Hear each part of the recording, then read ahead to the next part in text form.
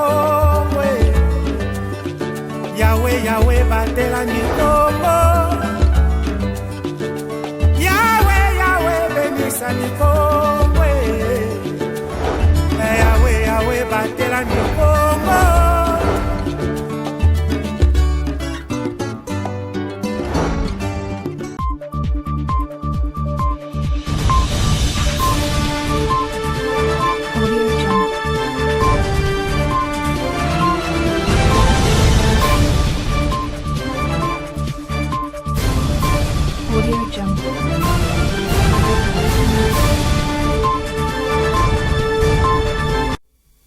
Vous informer, c'est notre devoir. Messieurs et dames, bienvenue dans cette édition du journal sur ma bannière télévision.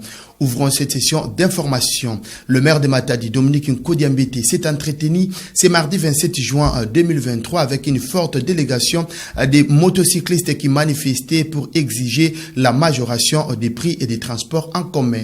Suivez les détails dans ces reportages de nos confrères de la cellule de presse de la mairie de Matadi. Ce sont les motocyclistes appelés Wewa dans les communs de Mortel qui dénoncent la double taxe de stationnement, les tracasseries des PCR et souhaitent la majoration de certaines courses de transport en commun dans la ville portuaire de Matadi. Saisie par la nouvelle, l'autorité urbaine Dominique Nkodiambete est arrivée sur place au rond-point 24 novembre pour s'enquérir de la situation. Juste après, il les a reçus dans la salle polyvalente de la mairie de Matadi pour plus amples détails et après échange est ressorti ce qui suit. Tarification des courses de transport à travers la ville de Matadi. 1. Kinkanda ville, 600 francs. Kinkanda Bouima, 600 francs. Kinkanda Nzanza, 600 francs. Stade ville, 600 francs. Stade Nzanza, 600 francs. Stade Belvedere, 600 francs. Mvoadou stade, 600 francs. Mvoadou Bouima, 600 francs. Mvoadou Pozo, 600 francs. Mvoadou ville, 600 francs. Mvoadou Belvedere, 600 francs. Belvedere Nzanza, 600 francs. Bouima Chassa, 600 francs. Chassa Morgue, 600 francs. RTNC Oebeka, 600 francs. Mikondo stade, 600 francs. Bouima Toulouse, 600 francs. Ville Bouima, 600 francs. Nzanza États-Unis, 600 francs. Kiamvu Belvedere, 600 francs. Nzanza Mvoadou, 600 francs. Morgue Ango, 600 francs. Bouima Stade, 600 francs. Kinkanda les copains, 1000 francs. Minkondo Bouima, 1000 francs. Minkondo Kinkanda, 1000 francs. Minkondo Mpozo, 1000 francs. Belvedere ville, 1000 francs. Belvedere Bouima, 1000 francs. Mpozo Kinkanda, 1000 francs. Mpozo ville, 1000 francs. Ville Pont Oebeka, 1000 francs. Stade Oebeka, 1000 francs. Kinkanda Belvedere, 1000 francs. Minkondo Kinkanda, 1000 francs. Fait à Matadi le 27 juin 2023. Signé Dominique Nkodiambete, maire de la ville.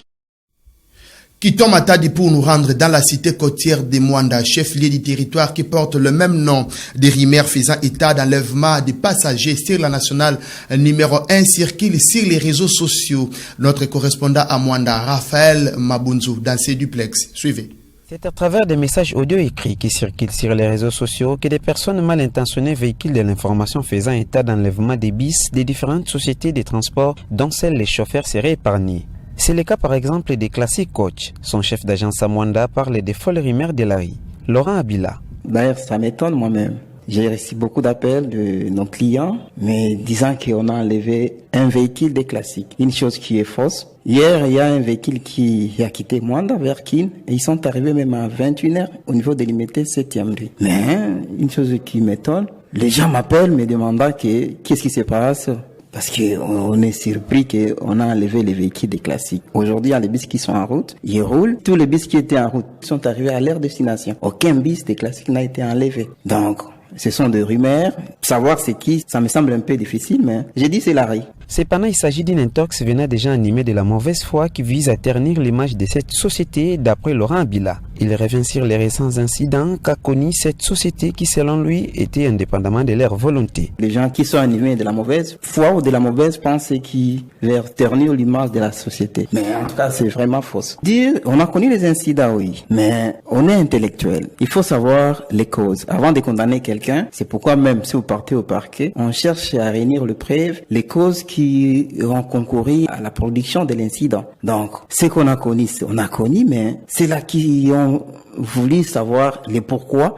Ils sont passés chez nous, on leur avait donné des explications valables et ils sont convaincus parce que les incidents qu'on avait connus, vraiment c'était indépendamment de notre bonne volonté. Une autre société de transport à être victime de l'intox, c'est Kwenda Vutuka. Un audio également devenu viral sur les réseaux sociaux fait état d'un enlèvement de l'un de leurs bis. Une information démentie par Metouchela Vango, son chef d'agence à Mwanda.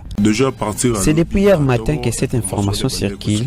On n'a pas prêté attention à ça comme c'était des mensonges. Mais l'on a constaté que c'est devenu viral sur WhatsApp et mes amis qui sont en dehors du pays m'ont même transféré ces messages. C'est pourquoi nous tenons à informer la population que c'est une fausse information. Aucun bis de Kwenda Vutuka ou encore aucun client n'a été enlevé. Mwanda, Raphaël Mabonzo, Mabanière. Parlons du processus électoral qui évolue conformément au calendrier publié par la Commission électorale nationale indépendante. Les prétendants candidats à la députation nationale sont appelés à retirer et remplir leur formulaire pour le dépôt des candidatures. Roger Missamou pour le reportage.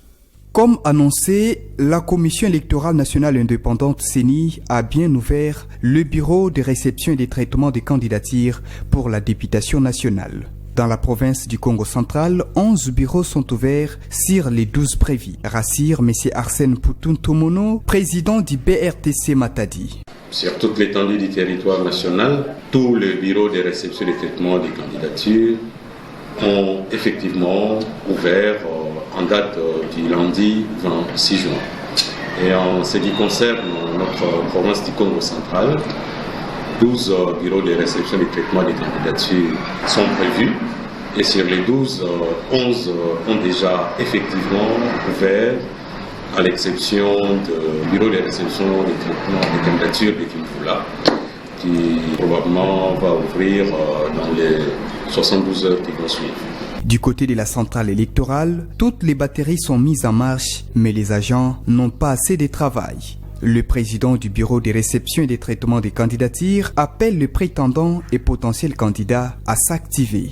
Notre message à l'endroit de tous les prétendants et potentiels candidats à la députation nationale, rappelons que cette opération prendra au maximum 20 jours, donc du 26 juin au 15 juillet 2023. Et 20 jours, comme tel, sur le plan opérationnel, c'est un délai très court. C'est pourquoi nous invitons tous les potentiels candidats de s'approcher des différents BRTC, donc des différents bureaux de réception et de traitement des candidatures, au lieu d'attendre le dernier moment. Parce que ce qui fait mal, c'est que devant les difficultés que certains mandataires ou certains candidats éprouvent dans les remplissages des fiches et des formulaires, il est demandé d'arriver à temps aux différents bureaux de réception et de traitement des candidatures pour poser tous les actes qui devront vous permettre de retirer les fiches et les formulaires. Aussi avoir des conseils et des orientations auprès des membres du bureau de réception et de traitement des candidatures qui sont là pour un remplissage correct. Débuté ce lundi 26 juin, ces opérations vont se clôturer le 15 juillet prochain. Quittons la province du Congo central, ouverture ce mardi 27 juin 2023 au fleuve Congo, hôtel du 3e Forum national en faveur de la vaccination et éradication de la poliomyélite en RDC. Mamine Modi nous en dit plus. Insérer et décaisser au niveau provincial une ligne budgétaire allouée à la vaccination, mise en œuvre opérationnelle des activités, atteindre d'ici 2027 au moins 75% des couvertures vaccinales des enfants contre la polio avant leur premier anniversaire. Tels sont les objectifs de ce 3e forum national en faveur de la vaccination et l'éradication de la poliomyélite qui s'est ouvert ce mardi 27 juin 2023 au fleuve Congo Hôtel à Kinshasa. D'entrée de jeu, le patron de la santé nationale, Dr Roger Kamba, a fait savoir que ce forum est une opportunité de maintenir et de réorienter les actions pour que la vaccination demeure au centre des priorités du gouvernement central. Il a par la suite invité les participants et intervenants à tenir leurs promesses. Cette édition de ce forum est un moyen de dialogue et d'échange avec tous les acteurs pour une vaccination plus équitable. Chers participants, distingués invités, la nécessité et l'urgence de maintenir constants nos engagements en faveur de la déclaration de Kinshasa nous poussent à vous souhaiter un excellent moment de réflexion et de prise d'action pour le bien-être de nos compatriotes. Il s'est de noter que les partenaires internationaux et nationaux de la vaccination sont prêts à soutenir davantage les efforts de la RDC en vue de réduire le nombre d'enfants non vaccinés contre la polio. Dans l'actualité continentale en Sierra Leone, le président sortant Mada Bio a remporté les scrutins présidentiels, 56,7% de voix contre 41,16% de voix de son principal adversaire. Pour l'opposition, les résultats ont été manipulés. Un reportage de nos confrères de TV5 Monde. Suivez. Vêtu de vert et de blanc, les couleurs de son parti, Julius Mada Bio enthousiasme la foule en esquissant quelques pas de danse. Mais pour son dernier meeting de campagne, le président sortant sierra-léonais, candidat à sa réélection, met en avant son bilan pour appeler ses partisans à lui renouveler leur confiance. Nous sommes un parti responsable. Nous sommes des personnes responsables. Nous avons fait des promesses et nous avons tenu toutes nos promesses. C'est en avril 2018 que cet ancien putschiste se hisse par la grande porte à la tête du pays. Déjà opposé à Samura Kamara, Julius Mada Bio est élu de justesse grâce à des politiques progressistes. Abolition de la peine de mort, loi sur l'égalité des sexes ou encore engagement en faveur de l'éducation. Le peuple de cette grande nation a voté pour le changement, pour une nouvelle direction. Or, depuis son élection, les organisations des droits humains lui reprochent un recours excessif à la force. Ancien militaire, il n'a que 25 ans lorsqu'il participe au renversement du régime répressif de Joseph Momo. En 1996, il prend la tête de la junte avant de remettre le pouvoir à un civil. En 2005, il se lance en politique au sein du SLPP, Parti du peuple de Sierra Leone, et en devient la figure de proue. Près de 2 décennies plus tard, les défis qui attendent Julius Mada Bio sont nombreux, après une campagne présidentielle marquée par la violence sur fond de crise économique. De son côté, le chef de l'opposition Samura Kamara, arrivé 2e à la présidentielle, dit rejeter catégoriquement les résultats de la commission électorale. Parlons sport dans cette édition du journal. Mesdames et messieurs, 4 points ont fait l'objet de la session de vulgarisation des statuts et du code de la Fédération congolaise de football association le mardi 27 juin 2023 au centre d'accueil Silema à Kinkanda, animé par Guy Kabeya Mwanakalala, vice-président du comité de normalisation de la FECOFA, mais aussi la réaction du premier vice-président de la LIFCOC, Flavien Kiwilu Ntsangu. On les écoute dans ses propos recueillis par Rivantiala et Logos Mabin. Il fallait rappeler le statut, donc la nature juridique de la FECOFA. C'est une ASBL qui est censée être autonome, indépendante et tout ça, évidemment respectant les lois de la République, les textes de la FIFA et de la CAF. Deuxième élément, il y a les nouveaux membres. N'oubliez pas quand même que les nouveaux statuts élargissent la qualité des membres. Et on n'est plus à une vingtaine comme avant, on est à 51 membres. Troisième élément, il y a les organes. Là, on a insisté sur la séparation des fonctions et des tâches. Et les organes de décision, les organes d'exécution, les organes de contrôle et les organes de contentieux. Et enfin, évidemment, on revient au fameux problème des conditions d'éligibilité. Effectivement, comme vous savez, les anciens statuts restreignaient un peu les conditions de l'éligibilité. Maintenant, avec les nouveaux statuts, on a ouvert le jeu, comme on dit, on est quand même au football. On a ouvert le jeu. Ça veut dire que quand j'ai déroulé les conditions d'éligibilité, je me suis rendu compte que quasiment toute la salle, tout le monde pouvait être membre du comité exécutif de la FECOFA. C'est intéressant. Ce que j'ai retenu, c'est toutes les innovations. Ici, il a fait seulement la synthèse, mais la première vulgarisation à Kinshasa, j'avais participé. Ce qu'il a fait aujourd'hui, c'était la synthèse. Il a pris les articles très importants qui pouvaient créer des problèmes demain ou après-demain, surtout que nous tendons aux élections pour bien s'exprimer devant le public qu'il avait dans la salle. C'était le souci de tout le monde aussi. Dans un avenir proche, en tout cas, je vois déjà le football changer. Parce que si jamais aujourd'hui, au niveau de nos entités, de nos ligues, de nos ententes, de nos groupements, il va falloir que nous puissions bien faire l'enquête d'une équipe qui peut naître dans la viabilité, dans la fiabilité.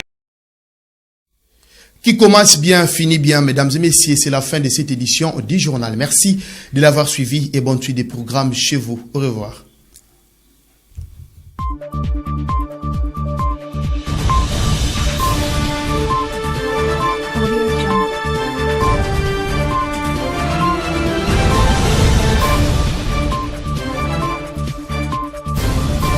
Audio Jungle.